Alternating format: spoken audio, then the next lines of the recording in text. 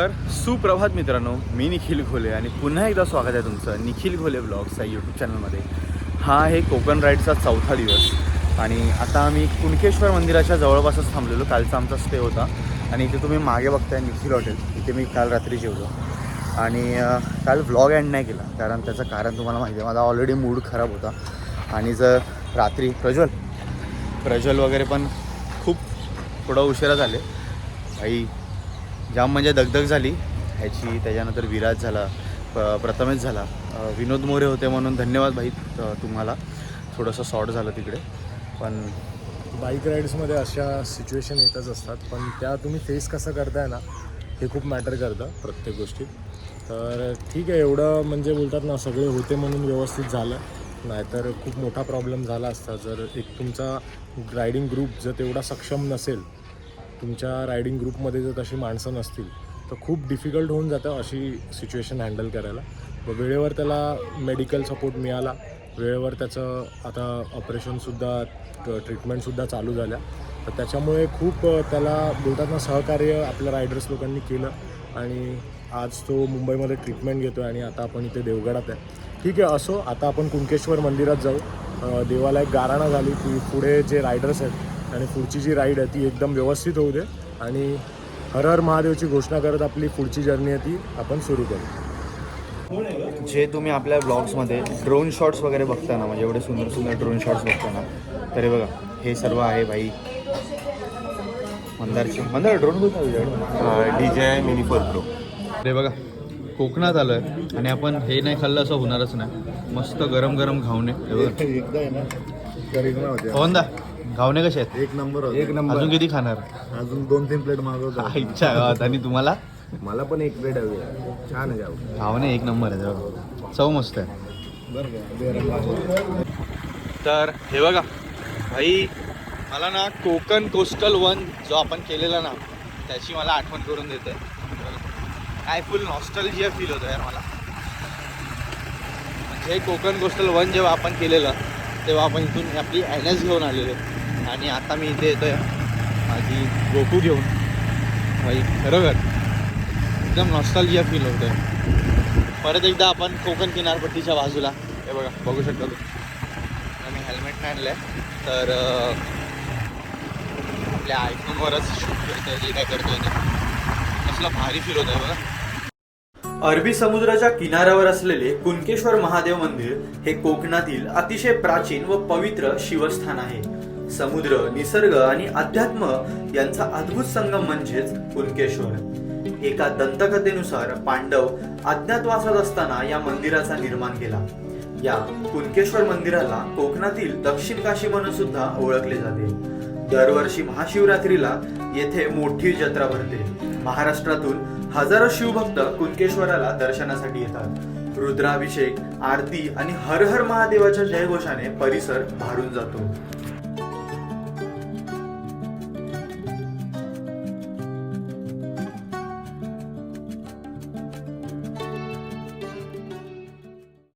Riders ready आहेत, आता बॅगा पूर्ण लोड झालेल्या आहेत आणि आता आपण सर्व जातो आहे आंगणेवाडी भराडी देवीकडे. आणि भराडी देवीचं मंदिराचं डिस्टन्स आता आहे 43 किलोमीटर्स, म्हणजे आपल्याला ऑलमोस्ट 1-1.5 तास लागेल. तर चलो. तर हा बघा रामेश्वर मंदिर आणि हा तुम्ही आपल्या कोकणातला जो आपला कुठला तो कार्यक्रम मालिका ती गावगाता गझालीमध्ये तुम्ही बघितलं असेल श्री रामेश्वर मंदिर.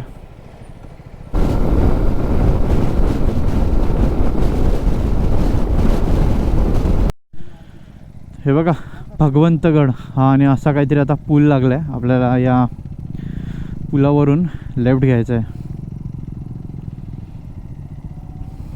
तर चला आता आरामात जरा जाऊया. थोडंसं ना रस्ता चुकलो आहे आणि गावच्या आतल्या रस्त्यांवरून आलो आहे. हे बघा बाप रे बाप.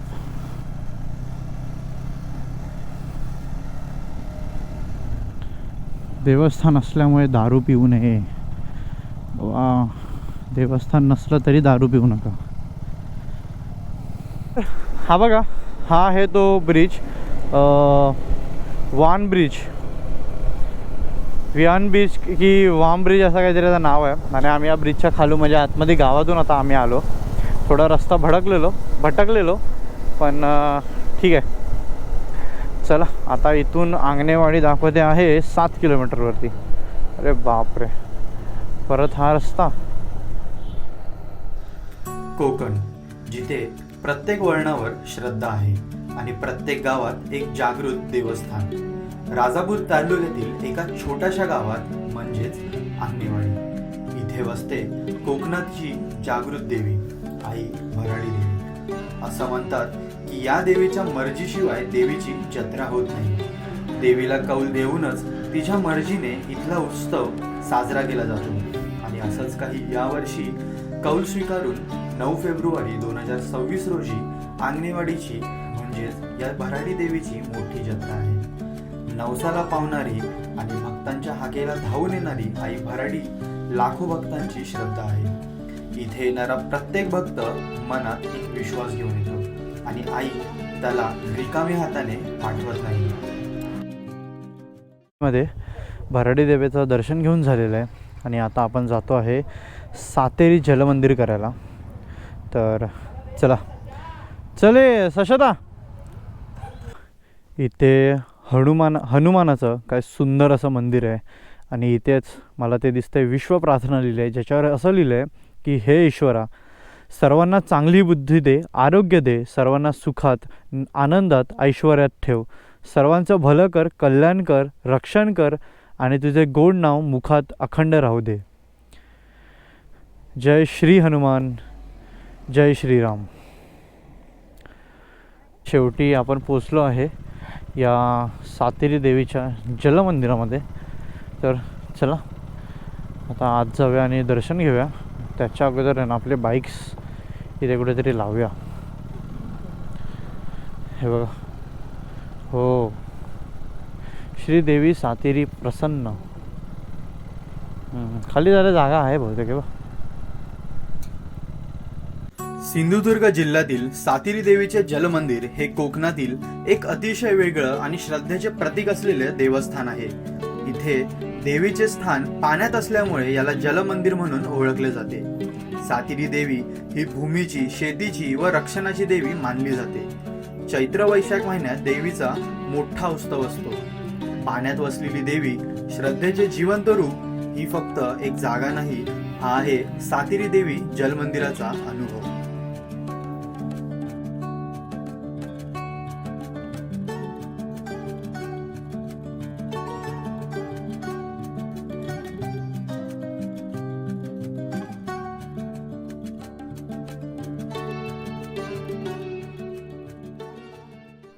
तर आता सातेरी देवी जलमंदिराचं दर्शन घेऊन झालेलं आहे आणि आता आम्ही जातो आहे धामापूरच्या दिशेने. आणि धामापूरच्या दिशेने जातानाच आता थोडं जेवणासाठी थांबू, कारण 2:30 वाजलेत आणि इथून जेवणासाठी ज्या हॉटेलमध्ये थांबणार आहोत तो काहीतरी इथून अर्धा तासावर आहे, म्हणजे ऑलमोस्ट आता 3 वाजतील.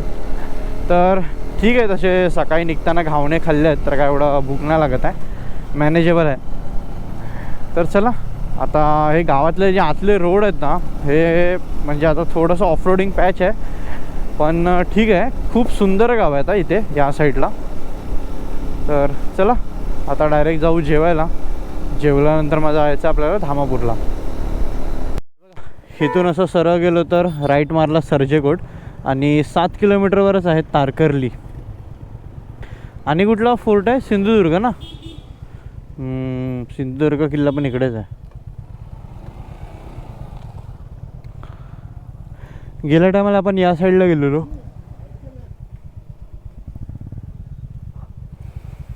यावेळी आपण इथे जातोय.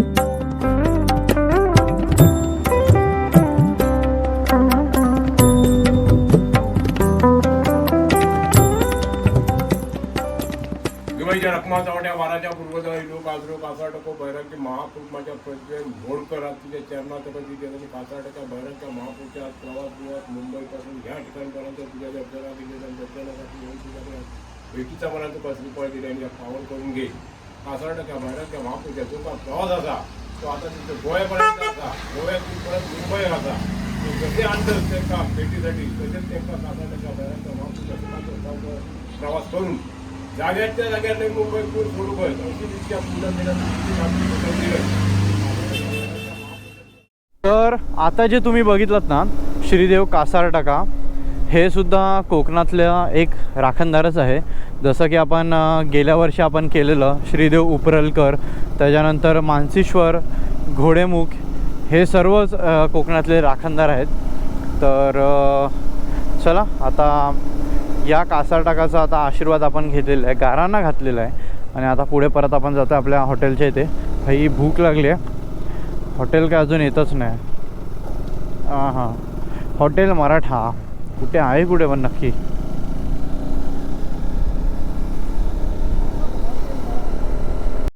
तर हे बघा इथे आता जेवायला थांबलो आहे हॉटेल मराठा. सशादा काही सशादाची धावपळ भारी झाली आहे, भारी धावपळ झाली. आणि ह्याच्यासाठी जन्म घेतला मसीहा आणि ह्याची पण. तर हे बघा आता हॉटेल मराठामध्ये आलो आहे आणि जेवायला बघा काय चपाती, त्यानंतर पनीर आणि मटरीची भाजी, रस्सा, डाळ, गाजरे वाटतं, गुलाबजामुन, रायता आणि सोलकढी आणि पापड. चले सशादा जेवून घे फटाफट, मग आपण welcome to Goa. Welcome to Goa. अभी टाइम है 2 घंटा टाइम आहे. सिंधुदुर्ग जिल्ह्यातील मालवण तालुक्यात ऐतिहासिक धामापूर तलावाच्या काठावर वसलेले धामापूर देवस्थान हे कोकणातील एक शांत आणि पवित्र ठिकाण आहे. इथे देवदर्शनासोबतच निसर्गाचाही सुंदर अनुभव मिळतो. धामापूर तलाव हा छत्रपती शिवाजी महाराजांच्या काळात बांधलेला ऐतिहासिक तलाव आहे आणि आजही हा तलाव परिसरातील गावांना पाणी पुरवठा करतो. जिथे इतिहास, निसर्ग आणि श्रद्धा एकत्र येतात ते म्हणजेच हे धामापूर मंदिर. तर शेवटी धामापूरमधल्या भगवती देवीचं दर्शन घेऊन झालेलं आहे आणि आत्ता आम्ही जातो आहे गोव्यामध्ये. सशादा गोव्यामध्ये कुठे आता जाणार आहे आपण? Calangute beach. Okay, Calangute beach जवळच कुठेतरी आपला स्टे आहे. तर चलो भाई, शेवटी आपली मुंबई टू गोवा या राईडचा हा शेवटचा टप्पा चालू आहे. म्हणजे आता आपण गोव्याला पोचणार. तर खूप एक्सायटेड आहे मी, आपली बाईक घेऊन गोव्याला जातो आहे. चला हे बघा काय बोलतो आहे, कलंगूट बीच.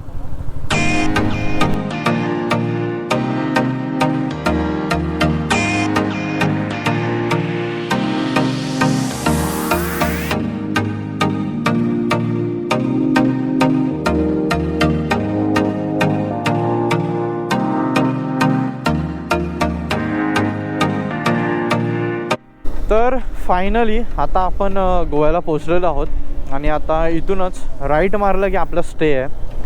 हे बघा सरळ गेलात की पणजी. भाई एक ड्रीम होतं, ड्रीम की मला गोव्याला यायचं आहे विथ माय फ्रेंड्स आणि ते ड्रीम्स कंप्लीट झालेलं आहे.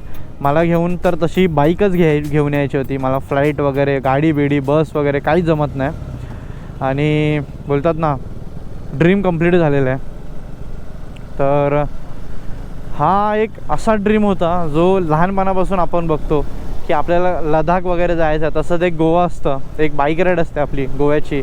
आपल्याला बाईक राईड करायची आहे गोव्याला. भाई फिलिंग अल्टिमेट वेगळ्याच लेवलवरती फिलिंग आहे. हे बघा हे करायचं आपल्याला शांतादुर्गा देवीचं मंदिर. तर आता हे उद्या आपण करू. भाई गोव्याची वाईबच वेगळी आहे. बघा ना सगळीकडे स्कूटीज आहेत, रेंटेड स्कूटीज. कलंगूट बीच. आता फायनली आम्ही आलो आहोत गोव्यामध्ये आणि या हॉटेलचं नाव काय, राही ना, राही की रावी असं काहीतरी. आम्ही दाखवतो तुम्हाला खाली जाऊन. चला आता पहिलं खाली जाऊन जेवूया आणि मग नंतर बघू गोवा फिरलो तर फिरूया, कारण भाई तसंही थकलो आहे. तर काय होतं सशाता गोवा फिरवाय काय? तर मित्रांनो फायनली हा व्लॉग मी एंड करतो आहे. काल रात्री मी एंड नाही केला कारण आम्ही गोव्याला होतो तर गोवा बीचवरती जाऊन थोडंसं मजा मस्ती करत होतो. त्याच्यानंतर काही पोरं तिकडे थांबलेली, मी रूमवरती येऊन झोपून गेलो. तर तुम्हाला आमचा रूम दाखवतो कसं आहे ते. तर हे बघा हे असं काहीतरी रूम आहे आणि याच्या आतमध्ये हे बघा. सशाता चल फटाफट. तर good morning friends, good morning. इकडे 2 जण होतो आणि इकडे 2 जण होतो. बाकी वॉशरूम बिशरूम तर ठीक होता, मस्त AC लावलेली. आणि भाई रूमच्या बाहेरचा जो व्ह्यू बघाल ना तुम्ही आता, हवा गेला रे हां इकडेच हां रूमच्या बाहेरचा जो व्ह्यू आहे ना एक नंबर. हा बघा खाली स्विमिंग पूल भला मोठा. ॲक्च्युली स्विमिंग पूलमध्ये गेलो नाही सकाळी कारण रात्री एवढं दमलेलो ना, कोण सकाळी उठलाच नाही. तरी बघा हे असं काहीतरी स्विमिंग पूल. ह्या बघा खाली संतोषदा, संतोषदा बघा. आणि आपला कवय्या कसं आहे मा नाश्ता कसा आहे? आलो